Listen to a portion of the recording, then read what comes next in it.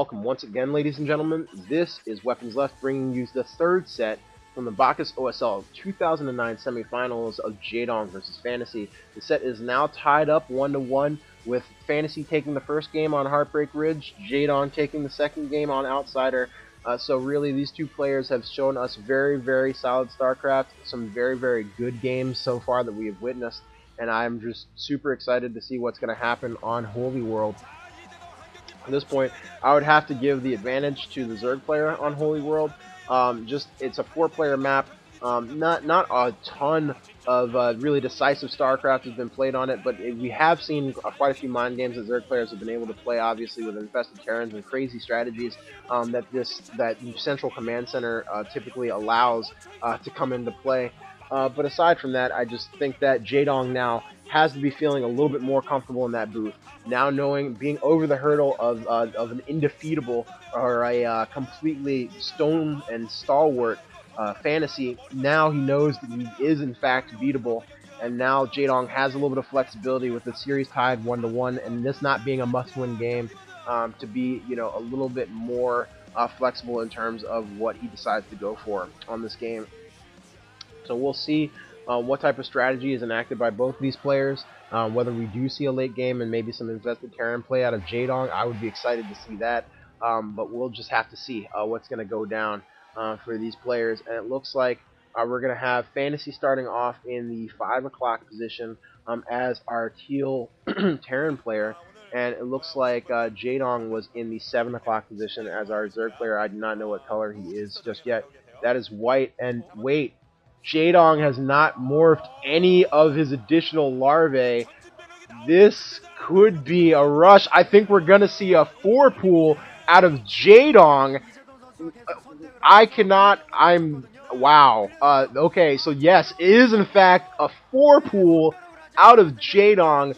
This is easily the ballsiest thing I've ever seen Jaedong do. I cannot believe what I'm witnessing here. Fantasy can't possibly know that this is coming in any way, shape, or form. The only problem that I see so far with this is that Jaedong is not scouting in the right direction, and Fantasy, as usual, not going for a traditional wall-in, is going to place a supply depot off to the side, so he is not going to have any protection from these early lings that Jaedong is going to be able to produce.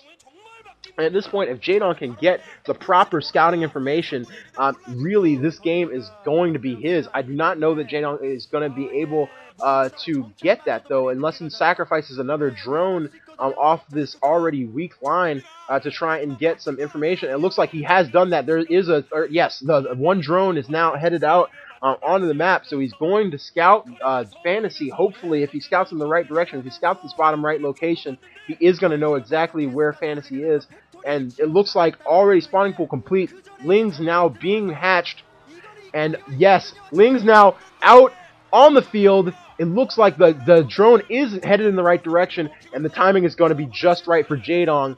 And I cannot help but feel that this is somewhat of a return for the grand finals of the Pro League that Fantasy was able to win with a proxy rack strategy. I know that Jaedong was furious about that game and had to be seething about it, and now this is his opportunity to return the favor. SCV is going to spot the Lings on the way in, and so now Fantasy has to know what's coming, has to suspect it. Bunker being erected, and SCV is being pulled off the line, so yes, he does know that this is coming, and now drones fighting in conjunction with Zerglings.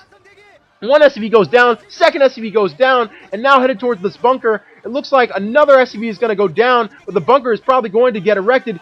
Drone still up and active. That Marine is not going to make it to the bunker. The Marine is taken down, and now still fighting are these Zerglings and this drone. Another SCV goes down, another SCV goes down, and Jaedong just firmly establishing the base. But it looks like this Marine is going to make it into the bunker. So now Fantasy lifting off his barracks. This supply depot is going to go down, but at least temporarily, Fantasy has managed to stop the bleeding. He does lose that supply depot, so now his supply is almost completely maxed. He's actually over in the red right now in supply, whereas Jaedong is now free to go ahead and take care of this refinery. And now, Fantasy being forced to reconstruct the supply depot in a defensive position, trying to set up a Sim City with this barracks and his bunker and supply depot, making it more difficult to access this bunker on any of these fronts. And now, Jaedong just circling like a shark in the waters, basically just circling those Zerglings around, gathering up all the information necessary, and is going to reinforce with additional Zerglings. It's really just going to be crucial.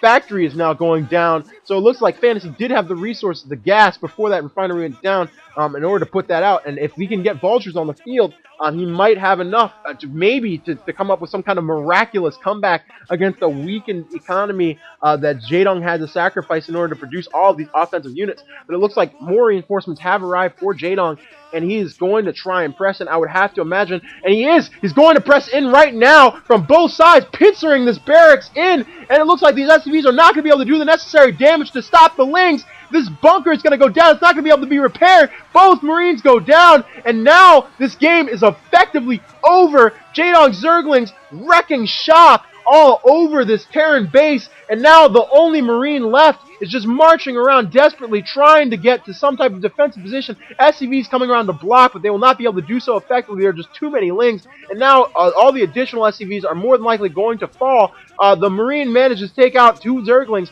Another Marine joins him, but that Marine now goes down. Additional Marine goes down as well. And yes, pulling off that barracks, this game could not be more over. Command Center and barracks both lifted. Supply depot about to go down for Fantasy, and really at this point he's just contemplating where he went wrong. There's no way he's going to be able to win this game. Obviously, you know, Jaedong is going to be able to spot wherever it is that command center lands, and Jaedong with just an absolutely brilliant performance here in the third set of this series. I cannot say enough about how much just presence and fortitude was necessary to execute that strategy. Brilliant micro that he was able to display in defeating that SimCity setup that Fantasy had constructed. And now the Zergling's going to come in and finish off this command center. GG from Fantasy, and he's going to leave the game. And really, Fantasy, oh wow, look at that expression. That is a defeated expression if I've ever seen one from Fantasy. Now in a situation where he has to look at this replay and really just see where it is that he went wrong. And I have to say, Jaedong, with a tremendous strategy, a tremendous execution, just did everything that was necessary to make that both an exciting and well-played game of StarCraft.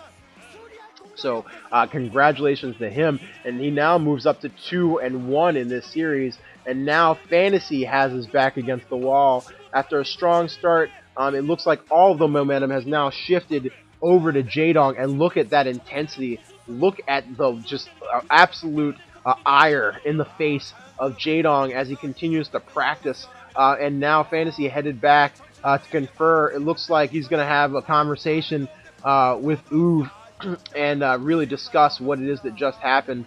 And really, I don't know if Fantasy mentally is going to be able to come back from what he has just experienced. He really is going to need to show some intense amount of mental fortitude to come back from the 2 losses back to back, one in just absolutely spectacular fashion.